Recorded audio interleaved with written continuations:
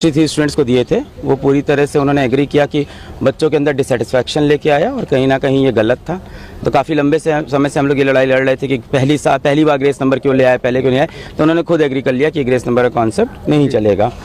अब उनका ये प्रपोजल था कि इन 1563 स्टूडेंट्स को हम ऑप्शन देते हैं दूसरी बार एग्ज़ाम देने का, प्रॉबेबली 23 जून को। अब या तो ये री एग्ज़ाम दें ये बच्चे, या इनका चॉइस है री एग्ज़ाम ना दें और जिनके ओरिजिनल नंबर थे वो इनके रह जाएंगे, ग्रेस वाले नहीं रहेंगे।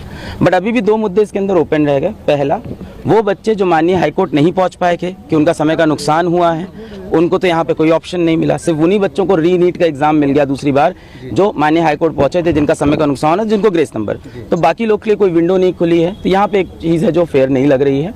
दूसरी चीज़ ये लगती है कि जब एनटीए खुद एग्री कर रहा है आ जाके कि हमने 1563 स्टूडेंट्स को जो ग्रेस दिया वो पूरी तरह से सही नहीं था, गलत था, तो और कितनी डिस्पेरेंसीज हो सकती है उसके अंदर, इसके ऊपर भी देखना चाहिए। क्योंकि उन्होंने ये चीज़ बिना किसी की परमिशन के अपने आप ग्रेस नंबर का कॉन्सेप्ट लाया और ला दिया। क्या पास में भी ऐसी चीज़ उन्होंने कभी की है जो कभी कोर्ट तक नहीं पहुंची है? और कितना उनके डेटाबेस के अंदर ऑडिट की भी बहुत ज़्यादा रिक्वायरमेंट, क्योंकि वो खुद एग्री कर रहे हैं कि ये चीज़ गलत हुई और फॉर लास्ट 7 डेज वो बिल्कुल नहीं एग्री कर रहे थे, बट आज उन्होंने ये चीज़ मान ली। क्या काउंसलिंग इस पे मेरिट पर भी इसका असर पड़ेगा? जिस तरह से 15 हाँ, बिल्कुल पड़ेगा। रैंकिंग पे पड़ेगा। रैंकिंग बिल्कुल री एग्जाम के बाद ही रैंकिंग डिसाइड होगी, क्योंकि काउंसलिंग ये कह रहे हैं कि 6 जुलाई से करेंगे।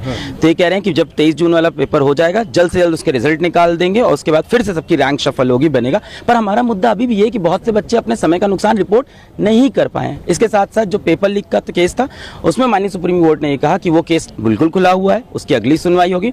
और आज माननीय सुप्रीम कोर्ट में जजेस ने पहली बार ये भी बोला कि मान लेते हैं काउंसलिंग हो गई, मान लेते हैं बच्चों का एडमिशन हो गया, उसके बाद भी हमें गैप्स मिलते हैं, तो Supreme Court has all the powers to revert everything. तो उन्होंने कहा मान लेते काउंसलिंग होती है, बच्चों का एडमिशन हो गया, कल को हमें कोई मुद्दा मिलता है, भले ही पेपर लीक हो या कोई और डिस्पेरेंसी हो, तो हमारे पास सारी पावर इन चीजों को वापस सही करने की। को क्या आप लोग इस मामले को उठाएंगे सुप्रीम कोर्ट के समक्ष कि अभी भी विंडोज खुले हुए हैं? बिल्कुल रिव्यू करते हैं, देखते हैं ऑर्डर क्या आता है उसके बेसिस पे, क्योंकि जो मुद्दे खुले हुए हैं उन पे कैसे आगे अप्रोच करना है legally, will take a call on that. I really thanks Rohit ji, है ना, सबसे पहले Singhania law firms and then I thanks Jai Sai Deepak ji, बहुत अच्छा आर्गुमेंट दिया।